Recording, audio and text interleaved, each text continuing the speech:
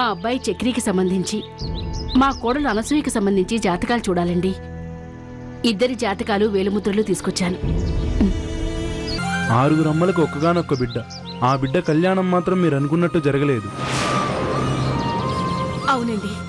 మీ కొడుక్కి ప్రాణగండం ఉందన్న భయంతోనే మీరు చాలా దూరం నుంచి వచ్చినారు. అవునా? కళ్యాణి పిన్నికి ఆ దొంగ సచ్చినుడు గిరీష్కి మధ్య గొడవలన్నీ ఉత్తుత్తువే.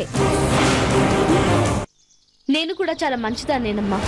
అందరి దృష్టిలో మంచికి చెడు శత్రువు, నా దృష్టిలో మంచికి మంచి శత్రువు. అందుకే విడిపోవాలని, చక్రి నుంచి దూరం అయిపోవాలని నిర్ణయించుకున్నాను.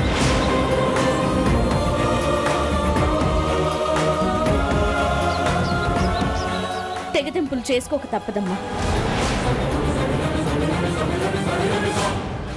అమ్మా అనసూయ, ఏదో మాట్లాడాలన్నారు. చాలా ముఖ్యమైన విషయం మాట్లాడాలి పంతులు గారు. ఏమిటో చెప్పండమ్మా. మంచి ముహూర్తం పెట్టాలి. అలాగా, తప్పకుండా అమ్మా. ఏమిటి శుభకార్యం? శుభకార్యం కాదు పంతులు గారు, నా భర్త నుంచి నేను విడిపోయే అశుభకార్యం. దానికి మీరు మంచి ముహూర్తం పెట్టాలి.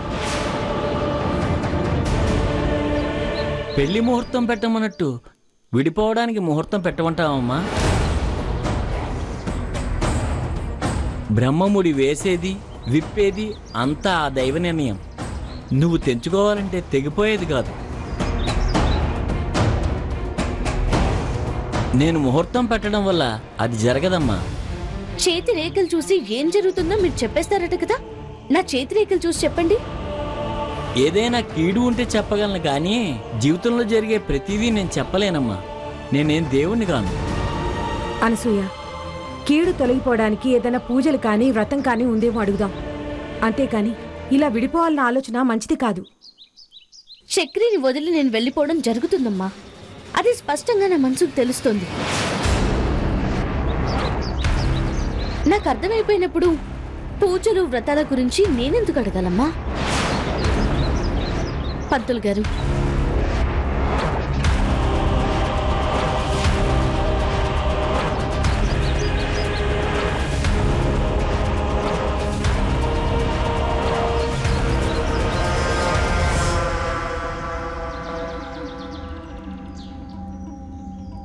పంతులు గారు, నా వల్ల నా భర్తకు ప్రాణగండ ఉంది.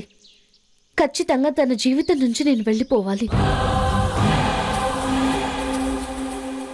మీరు చెప్పగలరు, దయచేసి చెప్పండి. క్షమించమ్మా, నాకంత దివ్య దృష్టి లేదు, కానీ ఒక్కటి మాత్రం చెప్పగలను.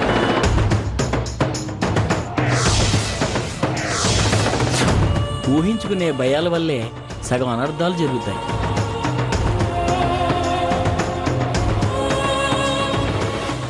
నీ బొట్టు చెరిగిపోకూడదని రాసిపెట్టి ఉంటే నువ్వు నీ భర్తతో కలిసి ఉన్నా ఆ మృత్యు ఏమీ చేయలేదు.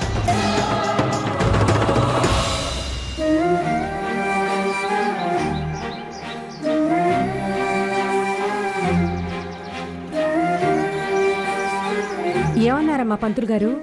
పంచాంగం చూసి చెప్తారట, కానీ ఈలోపే నాకు నేను ముహూర్తం పెట్టుకున్నాను. పదమ్మా.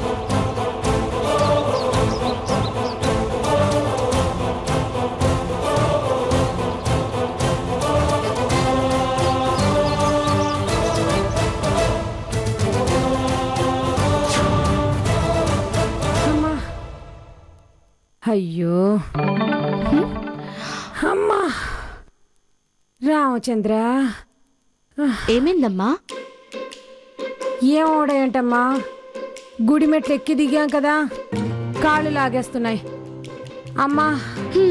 కాళ్ళుగా నేను నొక్కమంటావా అమ్మా? అయ్యో, నీకెందుకమ్మా అంత శ్రమ? నా కాళ్ళు నేనే నొక్కుంటానులే. నీ కాళ్ళు నువ్వు నొక్కుంటూ కూర్చుంటే నాకేం సాయం చేస్తావు? ఏం చేయనమ్మా? అంట్లు తోమాలి, వంట చేయాలి, బట్టలు ఉతకాలి, చక్రికి మందులు ఇవ్వాలి. ఇవన్నీ నేను ఒక్కదాన్ని చేసుకోలేను. నాకు సాయపడదామనే కదా నువ్వు ఇక్కడుంది, అవునా? అవునవును, చక్రికి నేను మందులు ఇస్తానులేమ్మా. అంత కష్టమైన పని నీకెందుకు చెప్తాను? నీకు చాలా తేలికైన పని చెప్తాను. ఏంటమ్మా అది? బట్టలు ఉతికే.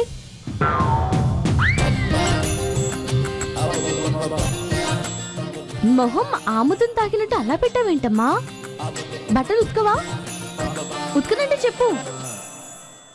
నువ్వు గిరీష్ నాటకం ఆడి చక్రిని ఇరికించాలని ప్లాన్ చేశారని చక్రికి చెప్పేస్తాను. అమ్మ తల్లి, నీకు దండం పెడతాను, చెప్పకమ్మా. బట్టలే కదా, ఉతికేస్తాను. కావాలంటే ఇంకాస్త ఓపిక తెచ్చుకుని ఇస్త్రీ కూడా చేసేస్తాను. నా తల్లి కదా, వెళ్ళమ్మా.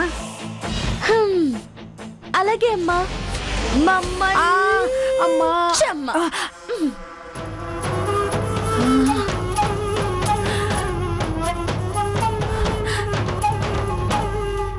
ఏదో అనుకోని ఇక్కడికి వస్తే ఇక్కడ వేరే ఏదో జరుగుతోంది. ఛీ, నా బతుకు ఇంత దిగజారిపోతుంది అనుకోలేదు. ఏంటమ్మా ఏదో పోతుంది అంటున్నావు? అది బట్టల సోపు ముండిది కాకుండా బాగా జారేది, నురుగొచ్చేది అయితే మురికి బాగా వదులుతుందని అంటున్నాను. అమ్మా, నీ కూతురు మీద అల్లుడి మీద నీకెంత ప్రేమమ్మా. త్వరగా కానివ్వు, వెళ్ళమ్మా. వద్దు, నేను వెళ్తాను. అమ్మా, అమ్మో.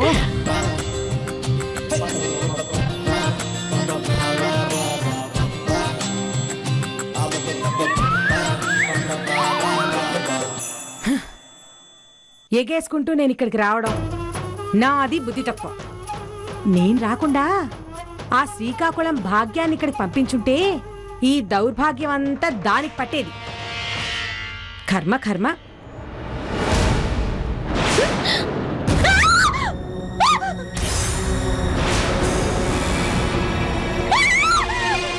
అను, ఏమైంది? అనసూయ, ఏమైంది?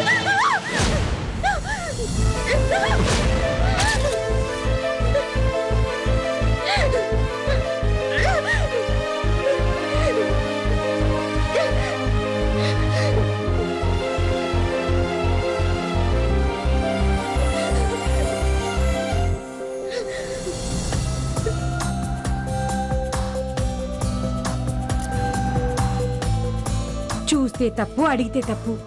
నేను కుళ్ళుకుంటున్నాన్ని తెగ గొడవ చేసేస్తుంది. నాకెందుకు వచ్చింది?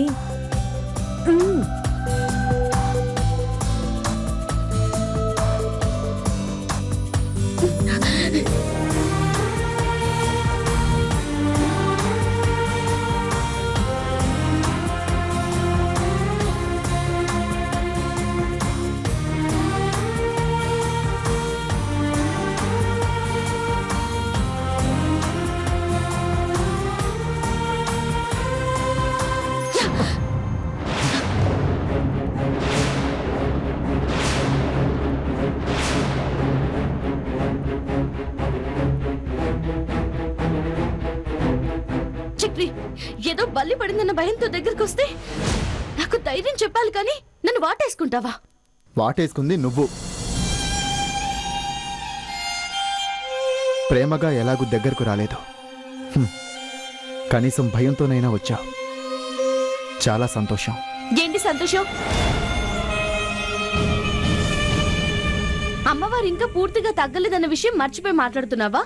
అయినా అమ్మవారు తగ్గిపోయాక కూడా మనిద్దరి మధ్య దూరం ఇలాగే ఉంటుంది.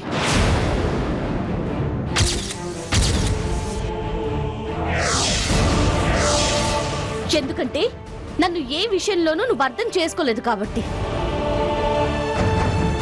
అను, ఇప్పుడు జరిగినవన్నీ గుర్తుపెట్టుకొని నువ్వు మాట్లాడుతున్నావు. నేనేమో గతం తలుచుకొని మాట్లాడుతున్నాను. ఇదివరకు మనం ఎలా ఉండేవాళ్ళమో అలా ఉందాం. చాలా సంతోషంగా ఉందాం. సంతోషం? ఆ సంతోషం ఇంట్లో ఎప్పుడో సమాధి అయిపోయిందన్నావు కదా, మళ్ళీ ఆ మాట ఎందుకు ఎత్తుతున్నావు?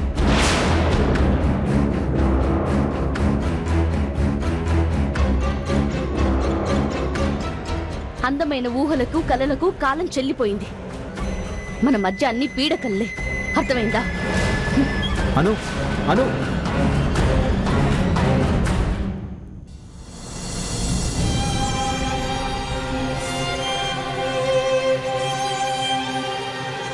చక్రి, నువ్వేమీ బాధపడుకున్నా అన్నా. అనసూయ అలాంటి మనిషి కాదు, నిజంగా ద్వేషించే మనిషి కాదు. మీరిద్దరూ సంతోషంగా ఉండే రోజు త్వరలోనే వస్తుంది. అవునన్నా.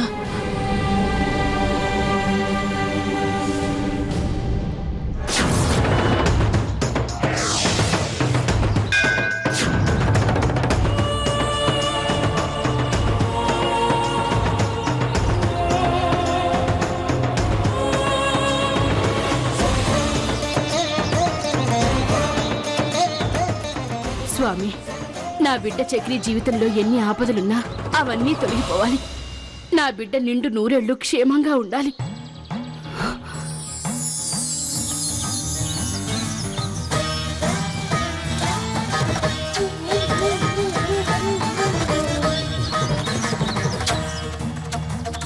అమ్మా, గురువుగారు వచ్చారు, మిమ్మల్ని రమ్మంటున్నారు. పదండి వెళ్దాం.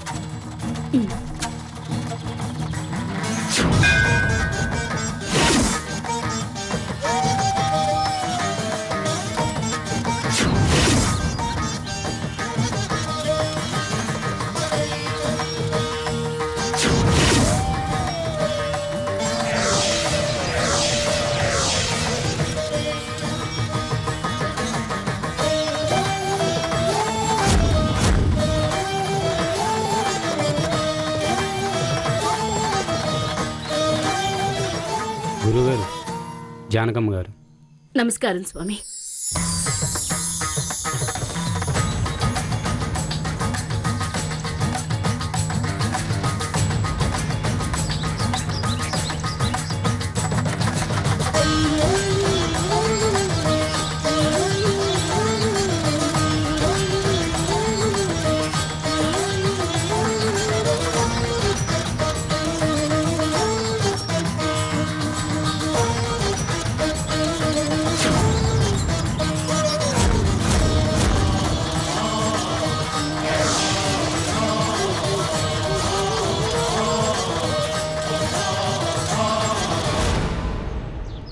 నాలుగు తరాల క్రితం మీ ఇంటికి కోడలుగా వచ్చిన అమ్మాయికి అన్యాయం జరిగింది.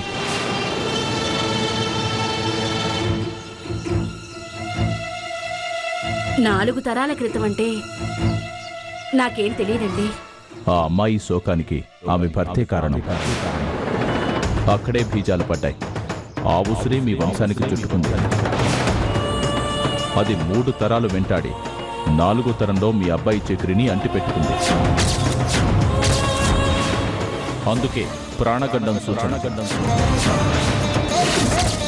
ప్రాణగండం బలంగా కనిపిస్తున్న ఒకవైపు ఆయుష్ రేఖ సజీవంగా కనిపిస్తుంది. ఇది నిజంగా వింతే అని చెప్పాలి. వివాహం జరిగిన కొద్ది రోజులకే చాలా ఘోర ప్రమాదం జరిగుండాలి.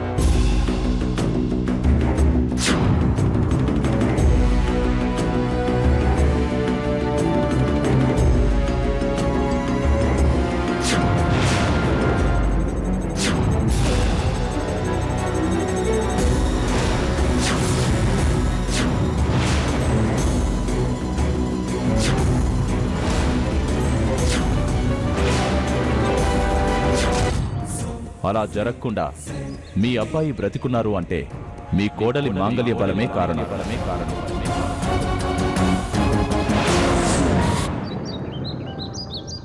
మాంగళ్య బలం మాత్రమే కాదు, ఆమె జాతక బలం కూడా. కోడలిగా వచ్చిన అమ్మాయి వల్ల మీ అబ్బాయికి ప్రాణగండం ఉందని మీరు భయపడ్డారు. అది అపోహ మాత్రమే.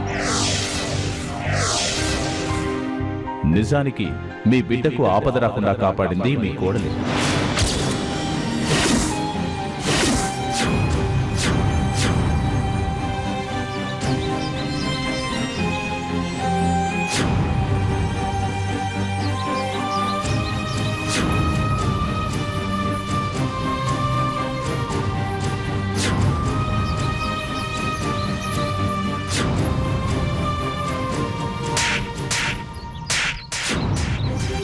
అనసూయ, నన్ను క్షమించమ్మా, క్షమించు.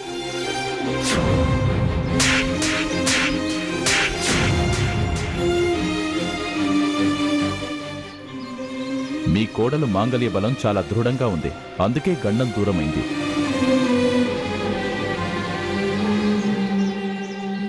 మీరు సంతోషంగా వెళ్ళొచ్చు. స్వామి, మీరు చెప్పేదంతా నిజమా? మా చక్రికి ఎలాంటి ఆపద రాదా? నిజానికి ఆపద ఉందమ్మా. మరి దీనికి పరిష్కారం ఏమీ లేదా స్వామి?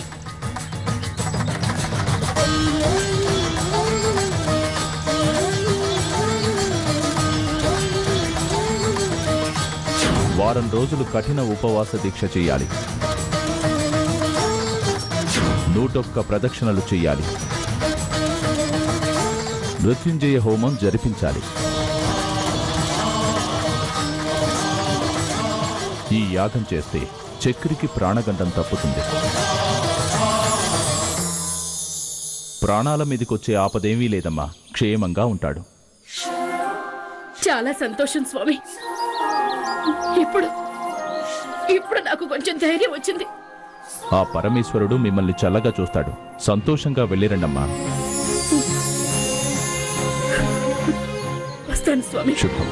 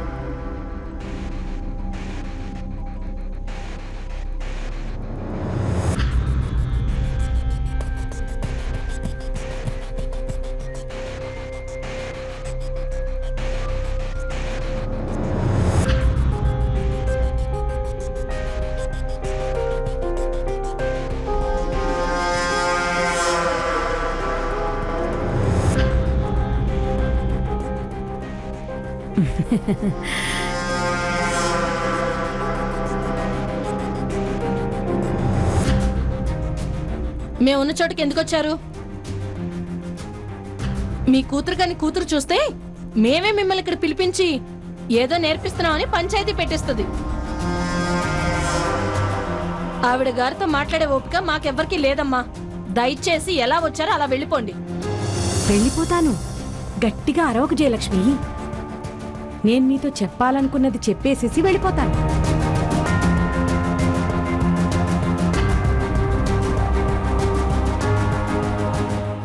ఇన్నాళ్ళు అనసూయ ఏ తప్పు చేసినా ఎంతైనా కూతురు కదా అని కడుపులో దాచుకున్నాను. కానీ నేను దాచుకుంటోంది విషయం అని తెలిసాక అది బయట పెట్టకుండా ఉండలేకపోతున్నాను.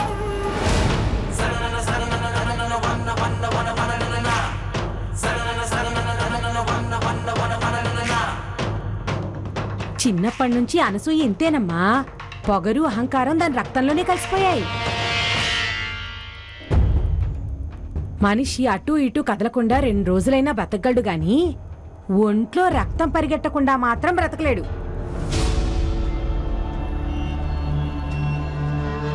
దాని పొగరు మాత్రం పరిగెడుతూనే ఉంది. అలాంటి పిశాచాన్ని మీరు చీదరించుకోవడంలో ఏ మాత్రం తప్పులేదు.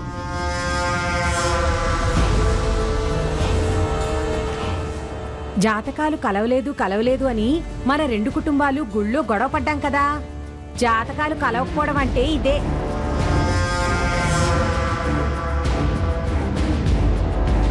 చక్రి మంచితనానికి, చక్రికున్న హోదాకి చాలా గొప్పింటమ్మాయి, గొప్ప మనసున్న అమ్మాయి వస్తుంది.